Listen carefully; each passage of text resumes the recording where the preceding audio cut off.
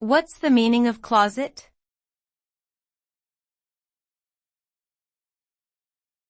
Closet.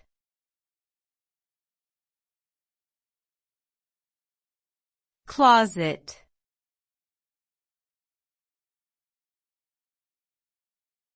Closet.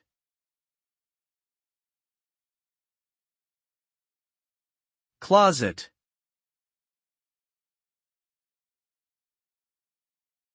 The word closet has several meanings, depending on the context. It can refer to a small room used for storing clothes or other items, especially in bedrooms. It can also mean a private or secret place, used for hiding something or someone from view.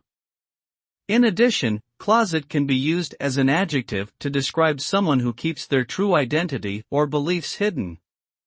Overall, closet is a versatile term that can have different interpretations depending on the situation.